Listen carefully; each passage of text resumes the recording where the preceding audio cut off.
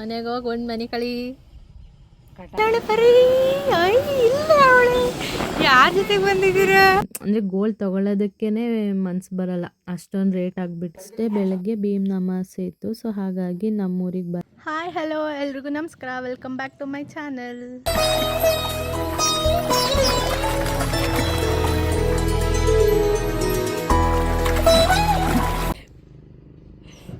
Smile smile smile please, ಅಲ್ಲ ಅಲ್ಲ smile please. ನಾವಿವತ್ತು ಚನ್ನರಾಯಪಟ್ಟಣಕ್ಕೆ ಹೋಗ್ತಾ ಇದ್ದೀವಿ.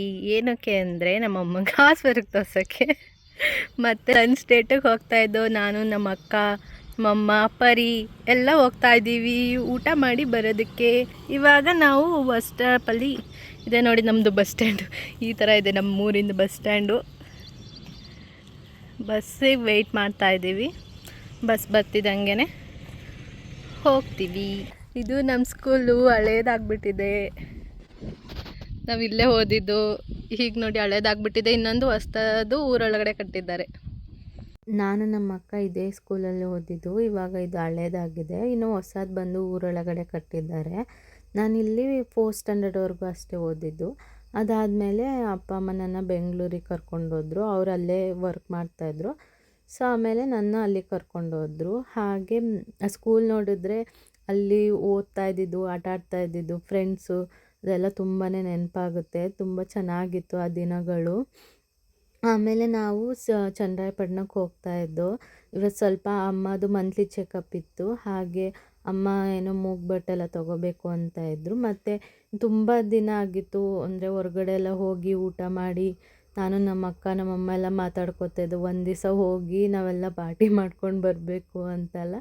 ಸೊ ಹಾಗಾಗಿ ಇವತ್ತೇ ಹೋಗೋಣ, ಹೆಂಗಿರು ಟೈಮ್ ಇದೆ ಇವತ್ತು, ಬೇರೆ ಏನೂ ಕೆಲಸ ಇಲ್ಲ ಅಂತ ಬಸ್ಗೆ ವೆಯ್ಟ್ ಮಾಡ್ತಾಯಿದ್ದೋ. ಬಟ್ ಬಸ್ ಎಷ್ಟೊತ್ತಿಗಾದ್ರೂ ಬರಲೇ ಇಲ್ಲ.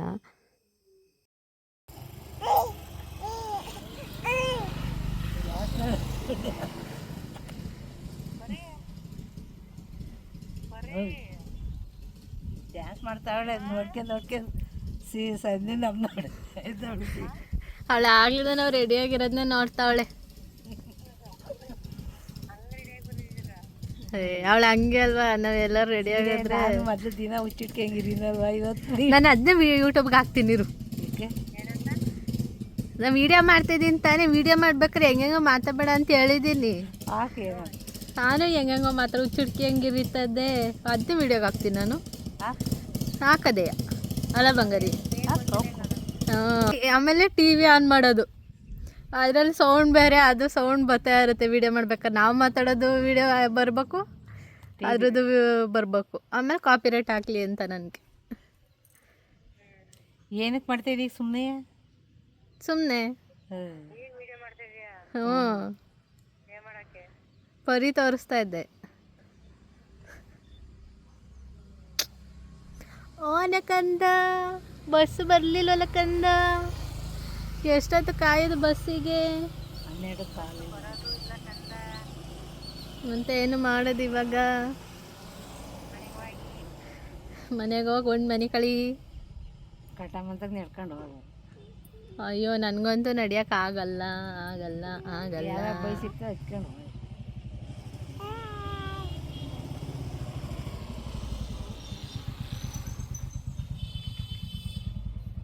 ಯಾರೋ ಬೈಕಲ್ಲಿ ಬಂದರು, ಪರಿ ಕರೀತಾಳೆ ಬೈಕ್ ಕೈಯಲ್ಲಿ, ಬಾಪ್ ಬಾ ಅಂತ. ಹೋಗಿ ಗೊತ್ತಾಗ್ಬಿಡ್ತು ಕಡ, ಇವಳ ಬಗ್ಗೆನೇ ಮಾತಾಡಿದ್ರು ಅಂತ. ಅಲ್ಲೇ ಗೊತ್ತಾಗ್ಬಿಡ್ತು ಕಂದಾಗೆ.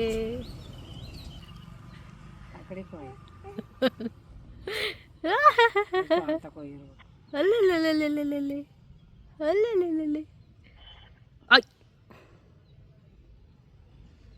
ಏಯ್ ಕಾಲು ಕಾಲು, ನೀವು ಕಾಲು ಕಾಲು. ಎಲ್ಲಿಗೆ ಹೋಯ್ತಿದ್ದೀವಿ ಪರಿ? ನಾವು ಪಿ ಹೋಯ್ತಿದ್ದೀವಾ? ಪಿ ಪಿ ಪಿ ಏ ಏ ಆಯ್ ವಾದ ಕೊಟ್ಟ ಅಂದರೆ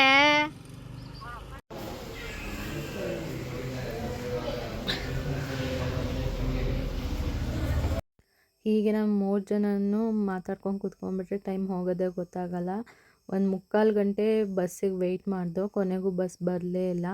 ಸೊ ಆಮೇಲೆ ವೆಯ್ಟ್ ಮಾಡಿ ಸಾಕಾಯಿತು ಅಂದ್ಬಿಟ್ಟು ಆಟೋದಲ್ಲೇ ಚನ್ನರಾಯಪಟ್ಟಣಕ್ಕೆ ಬಂದು, ಆಮೇಲೆ ಹೆಲ್ತ್ ಚೆಕಪ್ ಇತ್ತಲ್ಲ ಅಮ್ಮದು, ಸೊ ಅದನ್ನೇ ಫಸ್ಟ್ ಮಾಡಿಸ್ಬಿಡೋಣ ಅಂತ ಅಂದ್ಬಿಟ್ಟು ಹಾಸ್ಪಿಟಲ್ಗೆ ಬಂದು ಅಮ್ಮಗೆ ಹೆಲ್ತ್ ಚೆಕಪ್ ಮಾಡಿಸ್ದು. ಪರಿ ಬೇರೆ ಮಲ್ಕೊಬಿಟ್ಟಿದ್ಲು ಅವಾಗ. ಸೊ ನಾನು ಅವಳನ್ನ ಎತ್ಕೊಂಡು ರಿಸೆಪ್ಷನ್ ಇದ್ರಲ್ಲಿ ಕೂತ್ಕೊಂಡಿದ್ದೆ. ಅವರಿಬ್ಬರೇ ಹೋಗಿ ತೋರಿಸ್ಕೊಂಡು ಬಂದರು.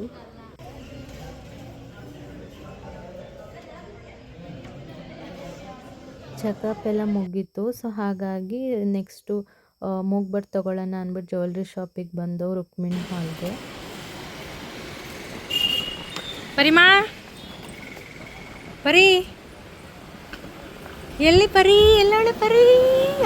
ಇಲ್ಲ ಅವಳೆ. ಯಾರ ಜೊತೆಗೆ ಬಂದಿದ್ದೀರಾ? ಮಮ್ಮಿ ಗೊತ್ತಾಯ್ತಿಲ್ಲ ಮಮ್ಮಿ. ಬಂಗಾರು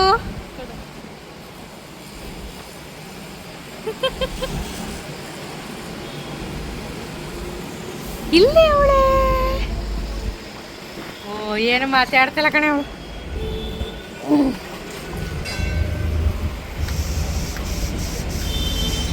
ನಾನು ನನ್ನ ಮದುವೆ ಟೈಮಲ್ಲಿ ಇಲ್ಲೇ ತೊಗೊಂಡಿದ್ದು ನೋಸ್ ಪಿನ್ನು, ಚೆನ್ನಾಗಿತ್ತು. ಇವಾಗಲೂ ಅದನ್ನೇ ಯೂಸ್ ಮಾಡ್ತಾಯಿದ್ದೀನಿ ಇನ್ನು.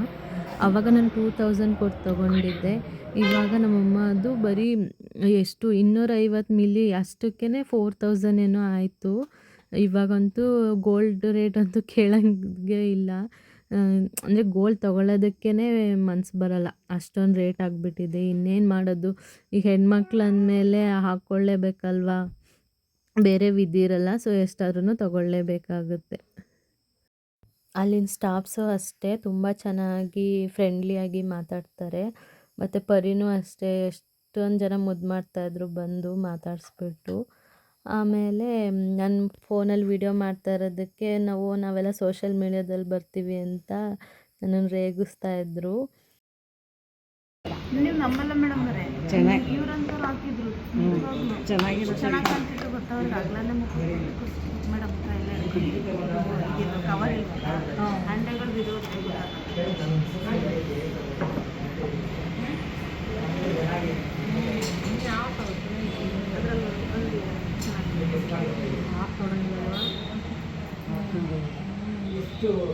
ಅವಳು ಹಾಕಿರೋದಿಲ್ಲ ತಗೊಂಡು ಇದೇ ಕುಡಿಯಕ್ಕೆ ಇದೆಲ್ಲ ನೋಡಿ. ಚೆನ್ನಾಗಿದೆ ಕಟ್ಲಾಗಿ ಕಾಶಿ ಇರೋದು ಒಳ್ಳೆ ನೋಡಲ್ಲ ಸ್ಟಾರ್ಟ್ ಆಯ್ತು. ಹೇಳ್ತೀವಿ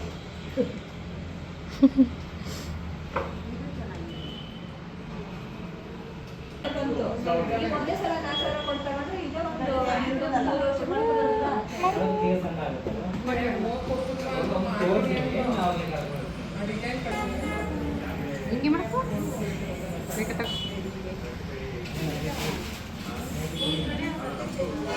ಇಲ್ಲಿ ಮ್ಯಾಚಿಂಗ್ ಮ್ಯಾಚಿಂಗ್, ನಾನು ಬರೀ ಮ್ಯಾಚಿಂಗ್ ಮ್ಯಾಚಿಂಗ್.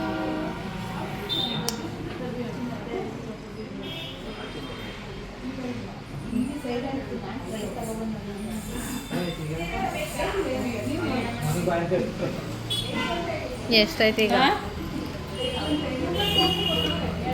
ಬೇಗ ಕೊಟ್ಟರೆ ಎಲ್ಲನೂ ತೊಗೊಂಡೋಗ್ತೀವಿ. ಫ್ರೀಯಾಗಿ ಕೊಡಿ, ಅಷ್ಟೆ ಫ್ರೀಯಾಗಿ ಕೊಡಿ.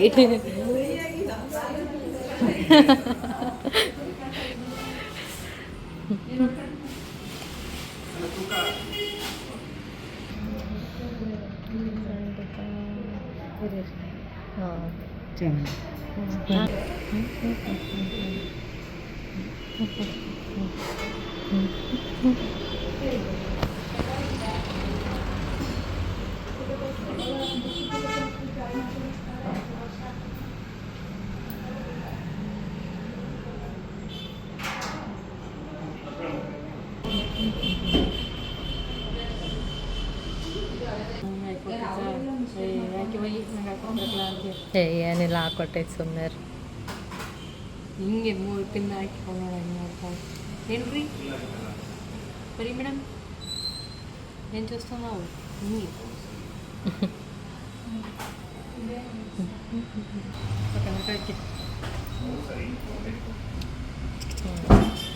ಪರಿ ಅಂತೂ ನನ್ನ ಬಿಟ್ಟು ಯಾರ ಹತ್ರನೂ ಹೋಗ್ತಾನೆ ಇಲ್ಲ, ಆಗ್ತಾನೆ ನಿದ್ದೆ ಮಾಡಿ ಎದ್ದಿದ್ಲು. ಸೊ ಹಾಗಾಗಿ ನಮ್ಮ ಅಕ್ಕ ಎಷ್ಟು ಎತ್ಕೊಳ್ಳೋಕೆ ಬಂದ್ರೂ ಹೋಗ್ತಾ ಇರಲಿಲ್ಲ. ಕೊನೆಗೆ ಹಂಗೆ ಹೆಂಗೋ ಮಾಡಿ ಅವಳಿಗೆ ಸಮಾಧಾನ ಮಾಡಿಬಿಟ್ಟು ಎತ್ಕೊಂಡ್ಲು. ಆಮೇಲೆ ಇನ್ನೇನು ಪರ್ಚೇಸ್ ಆಯ್ತಲ್ಲ ಅಂದ್ಬಿಟ್ಟು ಊಟಕ್ಕೆ ಹೋಗೋಣ ಅಂತ ಹೋಗ್ತಾಯಿದ್ದು. ಇದೇ ನೋಡಿ ನಮ್ಮ ಅಕ್ಕ ಹೊಸ್ದಾಗಿ ಸ್ಕೂಟಿ ತೊಗೊಂಡಿದ್ದಾರೆ. ಚೆನ್ನಾಗಿದೆ ಅಲ್ವಾ? ಚೆನ್ನಾಗಿದೆ ಅಂದರೆ ಕಮೆಂಟ್ ಮಾಡಿ. ಆಮೇಲೆ ಹೋಟೆಲ್ಗೆ ಬಂದು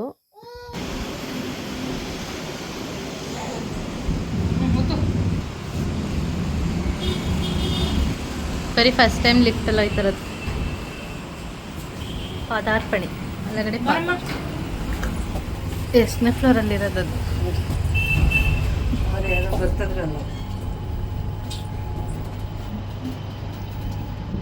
ಬರೀ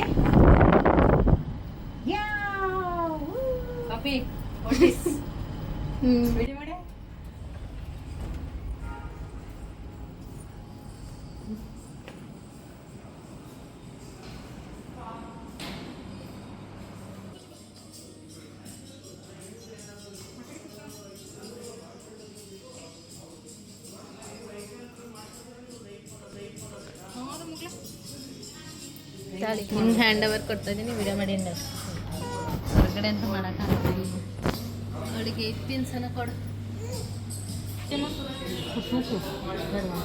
ಪರಿಗೆ ನಾನು ಮನೆಯಿಂದನೇ ಊಟ ಎಲ್ಲ ರೆಡಿ ಮಾಡಿಕೊಂಡು ತೊಗೊಂಡು ಹೋಗ್ಬಿಡ್ತೀನಿ. ಯಾವಾಗಲೇ ಆದರೂ ಅಷ್ಟೇ, ನಾನು ಅವಳು ಹೊಟ್ಟೆ ಹಸುನ ತಟ್ಕೊಂಡಿರಲ್ಲ.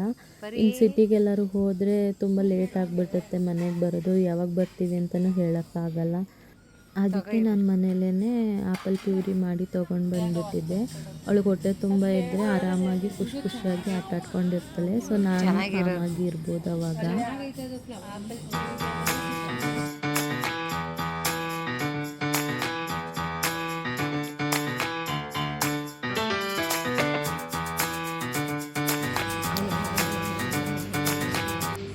ತಿಂದ್ರಾ ಮೇಡಮ್ರೆ? ತಿಂದ್ರಾ?